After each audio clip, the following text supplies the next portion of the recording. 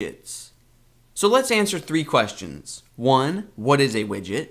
2, how do I manage widgets from the WordPress admin area? And 3, if I'm creating a theme, how do I make sure that that theme supports widgets or is ready to accept widgets? So we'll start with number 1, what is a widget? A widget is simply a self-contained chunk of content that usually has a very specific purpose that gets displayed on a website.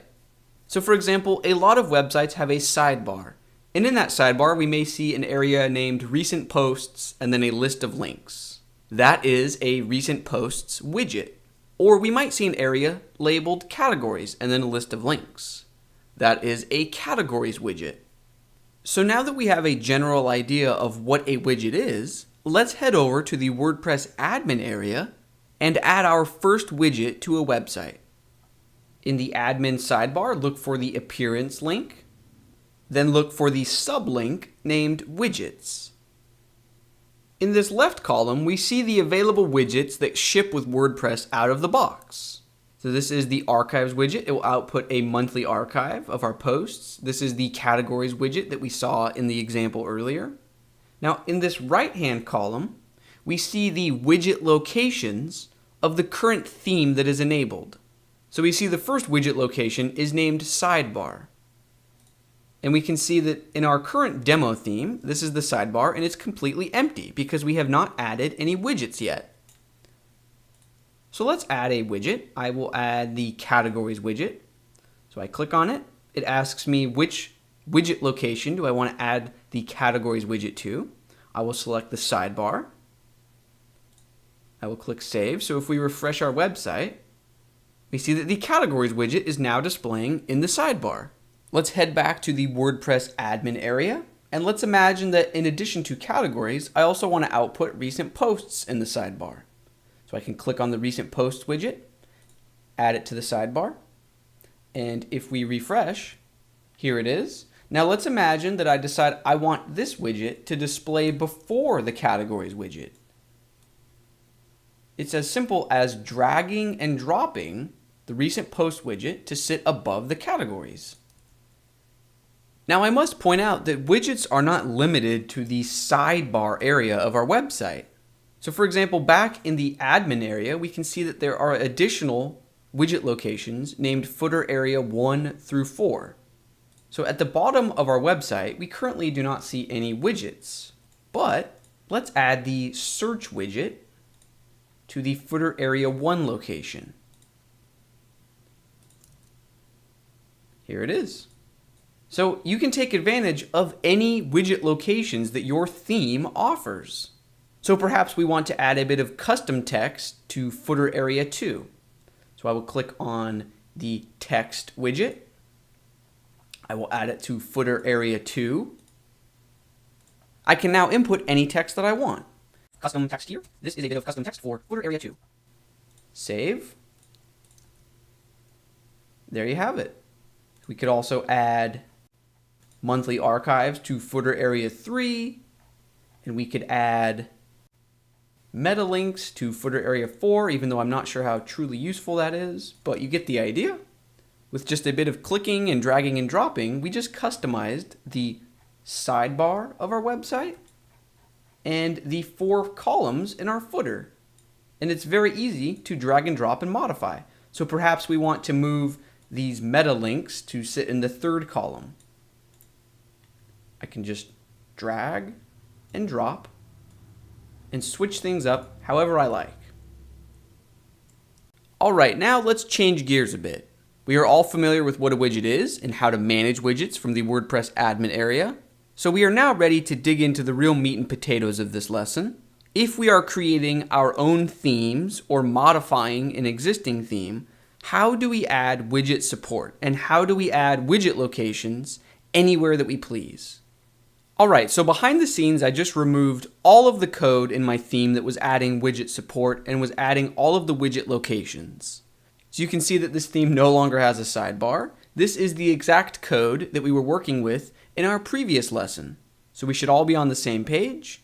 We are going to write all of the code together. Let's get started. Our first step is to hollow out or carve out a bit of space for a sidebar. So the recipe to achieve this is just HTML and CSS. So we want two divs and we will float one to the left and one to the right. So all of this existing content we will wrap inside a div named main column. So in index.php, after the header, I'll drop out of PHP. We can drop back into PHP here, but we're going to create a new div with a class of main column. Now, right before the footer begins, we can close and open PHP accordingly. And I'm just going to cut and paste all of this code that is outputting the meat and potato guts of this page. I'm going to cut that into the main column div. And let's create a new div named secondary column. This will be our sidebar. So within this column, let's include a sample paragraph that reads, "This is the sidebar." Next, let's hop over to our style sheet and add a bit of CSS that corresponds with these new class names of secondary column and main column. So I will create a new comment to stay organized in our style.css file, main column. Select the main column class.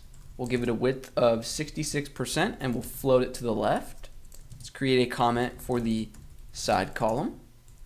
We'll select the secondary column class, give it a width of 30% and float it to the right. Now, if you've watched my lessons on CSS, you know that when we float columns, we need to clear our floats. Now, there are many different ways to clear a float, but my personal preference is to use the clear fix on a parent element so that our modules stay self-contained and can be easily moved around. So all I'm going to do is create a parent div. I will give it a name of site content, and I'm just going to cut and paste both the main column and the secondary column into this div. And then this newly created div will receive a second class of clearfix. So if we save index.php and if we save our style sheet, we see that from a layout perspective, our sidebar is in place. So now let's work towards making this a dynamic widget location. Whenever we are enabling a feature or making something dynamic, there's a good chance that we need to hop over to our functions.php file. At the bottom of our functions file, I'm going to create a comment to stay organized. Add our widget locations. So we need to write a function that adds a widget location for our sidebar. So we'll create a function.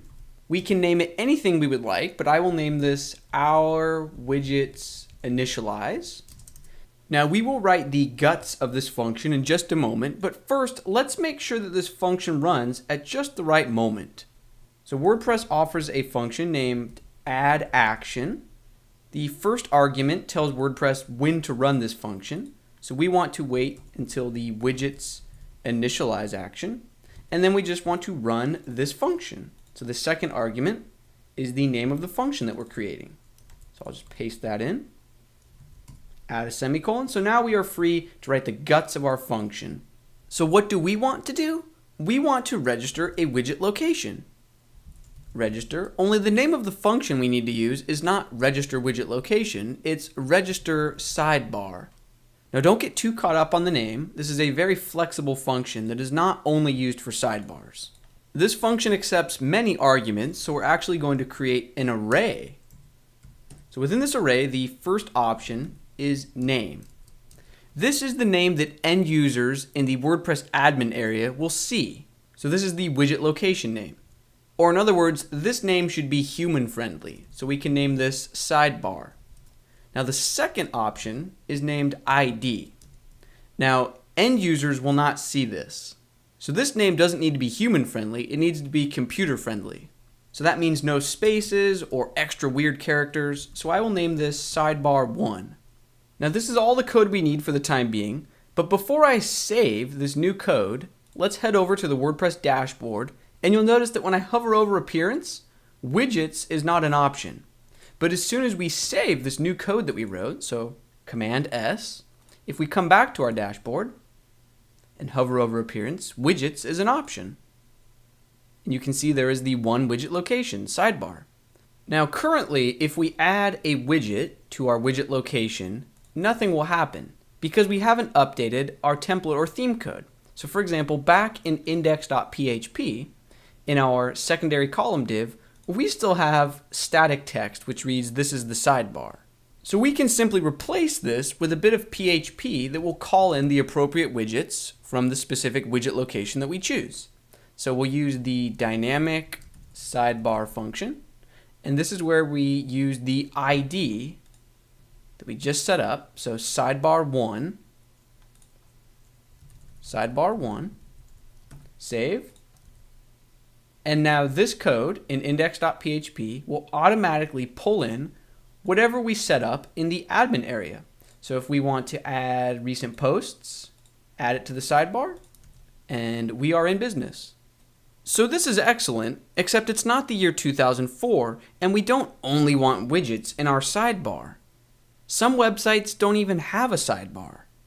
But the great thing about WordPress is that it's very easy to add widget locations wherever we want to. So we could add a widget location in our header, we could add a widget location at the top of our content area, we can add widget locations in our footer. So to show you how easy it is to add additional widget locations, I'm going to add 4 widget locations in the footer. So 4 columns. In functions.php, we can simply duplicate this register sidebar code. So the name of our new location will be footer area 1, and we'll give it an ID of footer 1. You could use any name and ID values that you choose. So with this code in place, if we revisit the widget screen in the WordPress admin area, we see a new widget location named footer area 1. Now if I attempt to add the search widget to footer area 1, if we refresh our website, nothing will happen because we have not yet output the code in footer.php. So I will create a new div with a class of footer widgets, and let's use PHP to output the widget area that has an ID of footer 1.